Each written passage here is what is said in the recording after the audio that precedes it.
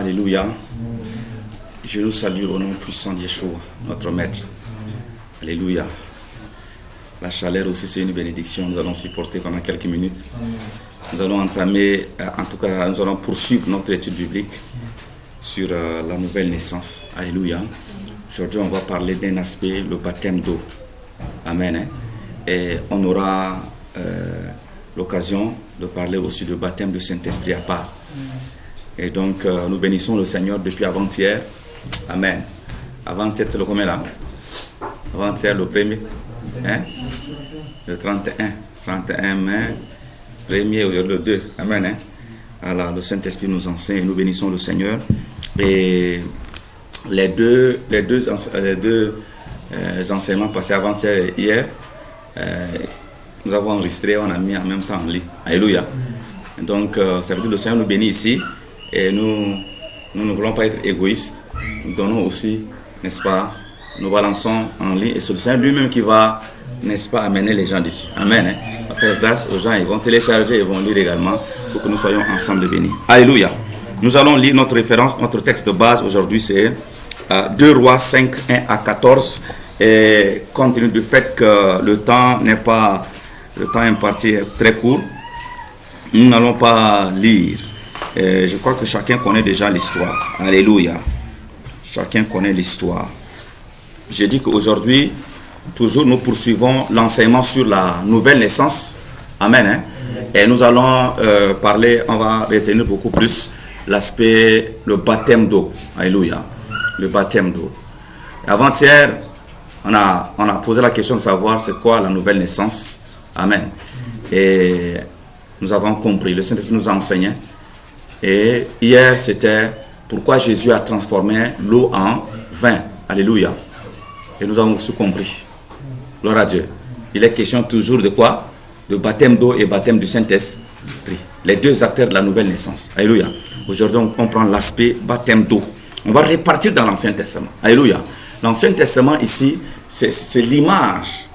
C'est l'ombre de la nouvelle alliance. Le Nouveau Testament. C'est l'image. Amen. Hein? Là-bas, c'est l'image. Là-bas, c'est en image, je veux dire. Amen. Hein? Et ça trouve son accomplissement dans le Nouveau Testament. Alléluia. Là-bas, les histoires sont prophétiques. Très bien. Et dans le Nouveau Testament, on voit leur accomplissement. Gloire à Dieu. Et 2 Rois 5, 1 à 14.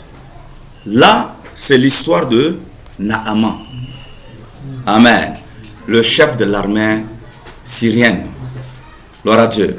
Et quand vous allez lire l'histoire, parce qu'on n'a pas de temps maintenant pour lire l'histoire, quand vous allez lire l'histoire, vous allez vous rendre compte que Naaman est un grand homme, respecté dans le pays. Alléluia. Il est chef de l'armée syrienne. Un homme brave, respecté. Cependant, Naaman est un lépreux. Amen. Et quand nous lisons l'histoire, à cause d'une fille israélienne, amen, dans ce pays, et qui est la servante dans la famille, dans la maison de Naaman, cette femme va révéler un homme de Dieu. Qu'en Israël, il y a un homme de Dieu, quand tu viens le voir, amen, il va prier pour toi. En tout cas, la lèpre là va partir. Alléluia. Vous connaissez l'histoire. Donc, Naaman va quitter. Il va venir en Israël. Il va rencontrer Élisée. Alléluia. Mais d'abord, il va passer par le roi. Amen. Il a reçu une lettre. Et quand il est arrivé, vous connaissez l'histoire. Le roi va déchirer ses vêtements. Il dit, ça c'est une provocation. Le roi syrien t'envoie toi Naaman pour que moi je te guérisse de lèpre. Ça c'est une provocation. La lèpre, moi je ne peux pas la guérir. Alléluia. Et l'homme de Dieu était dedans quelque part. Hein? Dans son lieu d'intimité avec le Seigneur. Le Saint-Esprit l'a parlé. Il a rapidement envoyé son serviteur et dit, va rapidement dire au roi. Pourquoi tu déchires les vêtements? Envoie-le ici. Amen. Il saura. Et le monde saura qu'il y a un Dieu en Israël. Gloire à Dieu. Il va venir. Quand nous lisons l'histoire, l'homme de Dieu n'était même pas sorti. pour peut-être accueillir, ou alors, je ne sais pas, honorer, s'asseoir, s'agenouiller devant le grand homme qui est venu, ou bien faire des genres de prières, ou je ne sais pas, pour le toucher, pour imposer la main. Non, non, non. Il est resté dedans. Et il a dit à Géasi, dit Géasi, dit à Naaman, le chef de l'armée, dis-lui, s'il veut être purifié de sa lèpre, il n'a qu'à aller se plonger 7 fois dans l'eau de Jourdain. Et il deviendra pur. J'ai dit aujourd'hui, nous parlons de baptême d'eau. Alléluia. Un aspect de la nouvelle naissance. Il dit, Naaman, pour que tu sois pur de ta lèpre, va te plonger dans l'eau de Jourdain. Pas une fois, pas 2 fois, pas 3 fois. Plonge-toi 7 fois dans l'eau de Jourdain. Vous connaissez l'histoire. Alléluia. Après opposition, Naaman va partir quand même. Il va aller se plonger 7 fois dans l'eau de Jourdain. La Bible dit que Naaman était devenu pur. La lèpre a disparu. Alléluia. Toute cette histoire-là, cette histoire est remplie de messages. Nous, on prend notre aspect. Alléluia. Nous voyons que l'eau de Jourdain, Naaman est allé se plonger 7 fois dans l'eau de Jourdain. Pas une fois, 2 fois. Si c'était une fois, 2 fois, 3 fois, ça n'allait pas réussir. 7 fois dans l'eau de Jourdain, et la lèpre l'a quitté. Il était devenu pur. Alléluia. Nous cherchons à comprendre la lèpre, l'eau de Jourdain, la signification, l'histoire, la signification de cette histoire. Quel est le message qui est caché derrière cette histoire? Alléluia. La lèpre dans la Bible, la lèpre est une image de péché. Alléluia. La lèpre ici est une image de péché. Naaman le lépré signifie quoi? Hein? L'homme pécheur. Que tu es ou que tu étais avant de devenir pur. Alléluia. Que tu es, que je suis, c'est l'homme pécheur.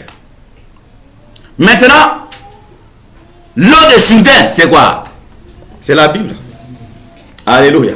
La parole de Dieu. 7 fois. C'est-à-dire que tu ne la lis pas superficiellement. Tu vas en profondeur. Tu la lis sérieusement.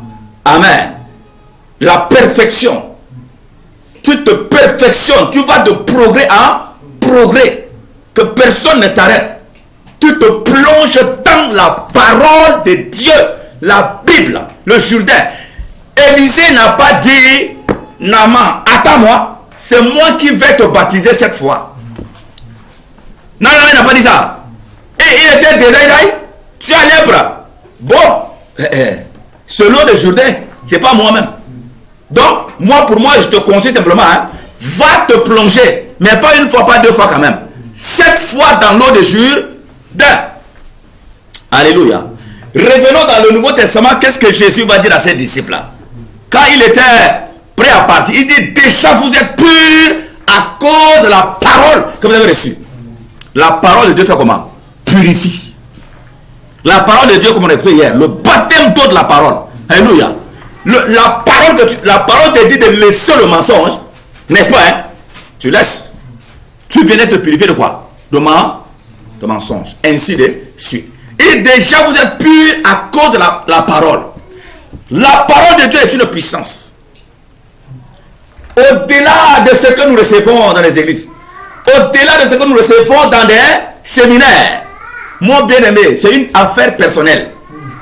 Naaman, seul. Alléluia. Élisée lui a dit, Naaman, c'est toi seul qui va aller. Va te plonger toi-même 7 fois dans l'eau de Jourdain. Le temps est venu, bien-aimé. C'est le temps. J'avais dit la fois dernière, quand nous allons nous rencontrer devant le Seigneur, et que tu vas dire non, cet aspect-là, je ne connais pas, il va te dire, mais tu vas dire, mais non, parce que les pasteurs ne vont pas enseigner, tu vas dire comme ça. Non, le pasteur aussi est une brebis du Seigneur. Toi, tu es brebis. Alléluia. Tu ne vas pas l'accuser. Achète la Bible. Sur les enseignements de l'église, les pasteurs, tous ces gens, le Seigneur les met pour te canaliser, pour t'aider à mieux simplement t'orienter. C'est comme Dieu a mis Élisée pour dire à Naaman d'aller oui ou non. Voilà. La même chose. Lisons la Bible, plongeons-nous dans la parole de Dieu, baptisons-nous, plongeons-nous.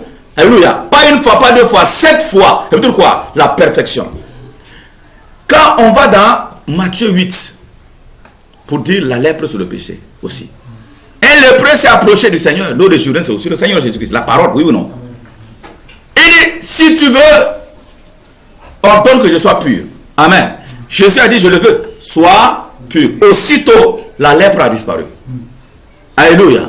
Et dans Jean 6, Jésus a dit, c'est moi qui suis le pain descendu du ciel. Le pain, c'est la parole. C'est-à-dire que si vous ne me mangez pas, mais c'est pas possible. Alléluia. De la même manière que dans le désert. Regardez un peu. Regardez un peu la révélation. Quand le peuple était sorti de l'Égypte, l'Égypte c'est le monde. Amen. Le peuple est sorti comme ça là. Ils sont entrés dans l'eau de, n'est-ce pas? Ils ont traversé la mer Rouge. C'est pas ça? Quand on va dans Corinthiens, la Bible parle de ce symbole de quoi? Baptême d'eau. Alléluia. Baptême d'eau. Ils sont sortis de l'Égypte. Ils ont reçu le baptême d'eau. C'est comme tu sors du monde. Tu acceptes le Seigneur, tu reçois la parole. La parole te dit que tu dois changer, oui ou non? C'est le baptême d'eau. Amen. Mais seulement ce baptême d'eau, ça suffit? C'est suffisant? C'est pas ça. Tout le long de la marche dans le désert pour Cana. Amen. Hein? Il te faut manger encore la parole. C'est encore autre baptême d'eau. La parole, la manne. Ils ont mangé la manne pendant 40 ans. S'ils ne mangeaient pas la manne, ils ne pouvaient pas marcher. Dans le désert. Dans le désert, il faut manger la manne pour avoir la force. Alléluia. C'est pourquoi dans Jean 6, Jésus a dit quoi? Vos pères ont mangé la manne et ils sont morts. Oui ou non? Mais moi, je suis le pain qui est descendu du ciel. Vous devez me manger. Vous devez me manger. Sinon, vous ne pouvez pas atteindre Canaan. Et notre Canaan, c'est quoi? C'est le ciel, bien-aimé. Alléluia. Pendant que tu es en train de marcher, et tes 40 ans, c'est quoi? C'est ta vie sur cette terre. Amen.